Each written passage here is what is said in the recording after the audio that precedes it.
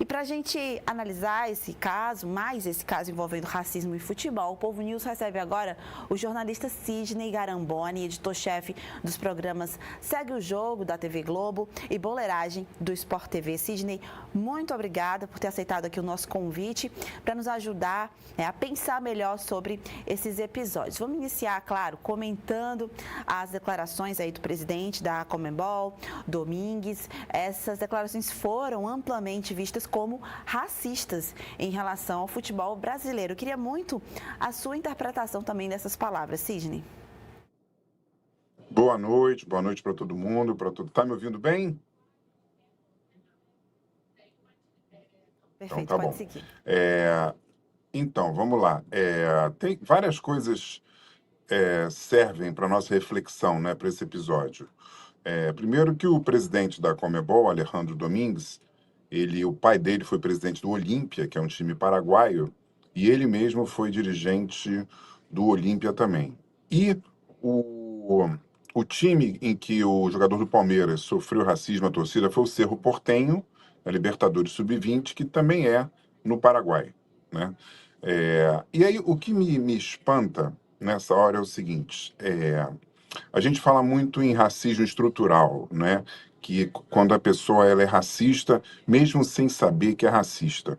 E tem outro lado, que é a questão do lugar de fala, de você pensar como a pessoa que é oprimida, que é ofendida, e que, infelizmente, os homens brancos que dominam o futebol sul-americano não têm a menor noção, a menor noção. Eu não acredito que o Alejandro Domingues tenha falado assim, vou ser racista. Mas ele usa uma expressão que para dizer que, eu vou lembrar da Adriana Calcanhoto, daquela famosa música, né? Frajola sem piu-piu, Bochecha sem Claudinho, que realmente uma Libertadores sem o futebol brasileiro é uma coisa assim, impensável, né? Que um precisa do outro. E aí ele me usa essa expressão, Tarzan sem chita, que é uma expressão que é usada às vezes para você dizer que isso não é a mesma coisa, eu não posso ficar sem você e tal, mas ele usa exatamente 2 semanas depois de um jogador brasileiro, Luigi, ter sofrido ataques racistas da torcida do Cerro Porteño, do Paraguai. Então a gente está num sorteio de Sul-Americana, sorteio de Libertadores, onde o futebol sul-americano está sendo celebrado, e ele não pensa 2 vezes, meia vez, uma vez. É isso que é muito, assim, decepcionante, né? Como é que as pessoas parece que encomendam aos seus setores de marketing campanhas contra o racismo, mas, na verdade, elas não estão refletindo racismo. Elas não estão pensando racismo, elas não estão repensando o jeito de falar, o jeito de ver o mundo, o jeito de respeitar o próximo. Então, assim, fala uma piada, assim, totalmente boba e que acaba tendo uma influência direta e sendo ofensiva mesmo aos jogadores e ao povo brasileiro. É muito triste, assim, que as pessoas... Parece que realmente a questão de ser antirracista é um marketing, né? É muito bonitinho ser antirracista, mas você não interioriza esse sentimento de revisitar as suas próprias vilanias verbais. Sem dúvida. Quando há um caso como esse, então você emite uma nota, mas em que contexto essa nota foi elaborada? Será que foi realmente feito internamente essa reflexão, né, como você está dizendo? E como é que a gente pode pensar também, Sidney, o que mais pode ser feito pela Conmebol, né, para haver essa retratação de uma fala racista e ofensiva, assim, de forma a restaurar, de fato, a confiança e a boa convivência com os brasileiros? Como é que você acredita que pode ser feita essa reparação, né?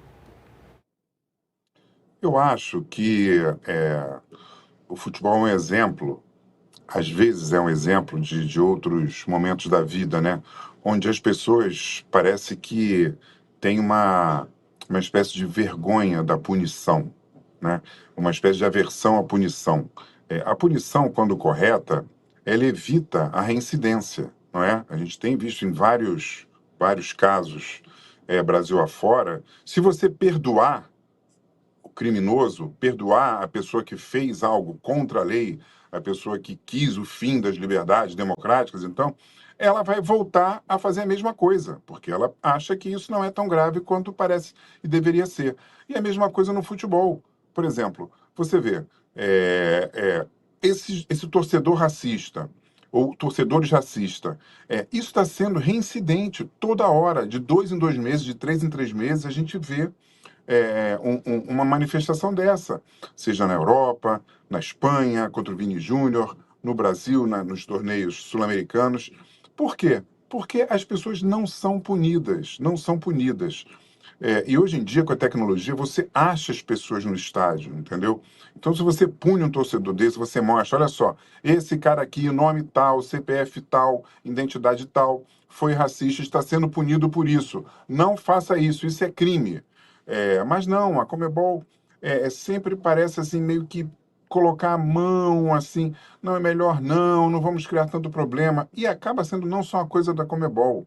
O presidente do Flamengo também acha que muitas vezes não se pode ser tão assim radical nas punições. Assim, quando a gente fala isso, a gente está relevando o crime. É isso que não pode ser feito. Você não pode relevar um crime. A presidente do Palmeiras, Leila, está muito revoltada por causa da punição ao Cerro Porteño. Acho que foi uma punição super branda, uma multa, e quase que uma multa e um dedinho no rosto. Não faça isso, né? O Cerro Porteño tem controle também dos seus torcedores, ele também é responsável por isso. E o presidente da CBF, o Edinaldo, nem foi a esse evento de sorteio dos clubes e nem mandou um representante da CBF. Foi uma forma dele protestar contra essa inércia da Conmebol. Agora, a CBF ainda não se pronunciou oficialmente sobre essa fala do Alejandro Domingues, que fez já uma declaração, pelo menos ele não falou aqueles que se sentiram ofendidos, né, que é um clássico de quem comete algum tipo de dano moral a alguém. Mas ele realmente pediu desculpas e acha que colocou tudo errado, jamais quis falar isso e tal. É o mínimo, é o mínimo. Agora, se a Conmebol quiser realmente mostrar que coíbe o racismo e que está numa luta antirracista, é para ser mais virulenta mesmo contra os criminosos.